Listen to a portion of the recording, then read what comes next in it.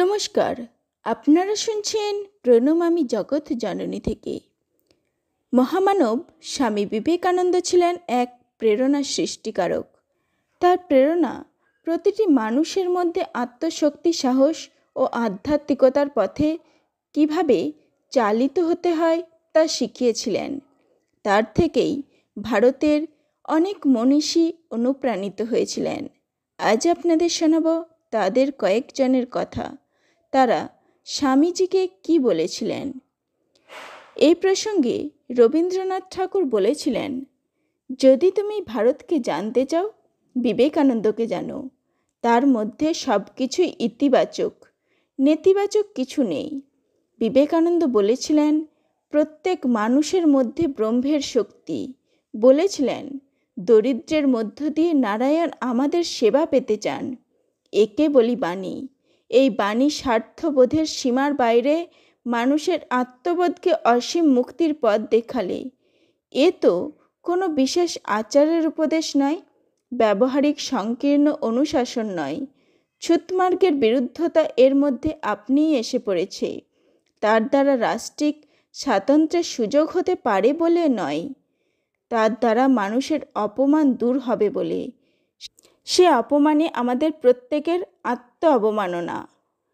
এ প্রসঙ্গে গান্ধীজি বলছেন, তার রচনাবলী আমি অত্যন্ত মনোযোগ সহকারে অনুশীলন করেছি এবং সেগুলি পাঠ করার পর আমার মাতৃভূমির প্রতি আমার ভালোবাসা সহস্র গুণ বেড়ে গিয়েছে।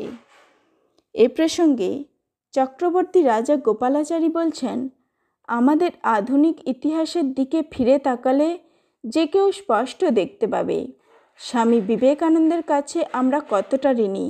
ভারতের আত্মমহিমার দিকে ভারতের নয়ন তিনি উন্মীলন করে দিয়েছিলেন। তিনি রাজনীতির আধ্যাত্মিক ভিত্তি নির্মাণ করেছিলেন। আমরা অন্ধ ছিলাম, তিনি আমাদের দৃষ্টি দিয়েছেন। তিনি ভারতের স্বাধীনতার জনক, আমাদের রাজনৈতিক, সাংস্কৃতিক ও আধ্যাত্মিক স্বাধীনতার তিনিই পিতা।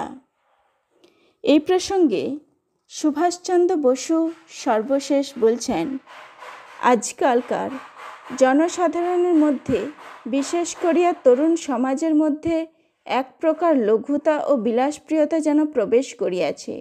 অথচ আজকাল দেশের আর্থিক অবস্থা পূর্বাপেক্ষা শোচনীয় হইয়া পড়িয়াছে। ইহা কি সত্য?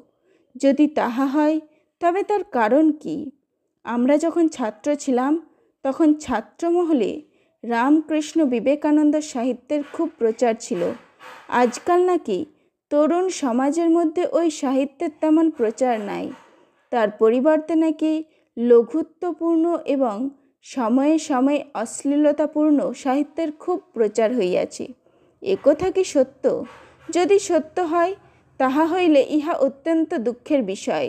কারণ মনুষ্য সমাজ যেরূপ সাহিত্যের দ্বারা পরিপুষ্ট হয়, তার মনোবৃত্তি তদ্রূপ গড়িয়া ওঠে।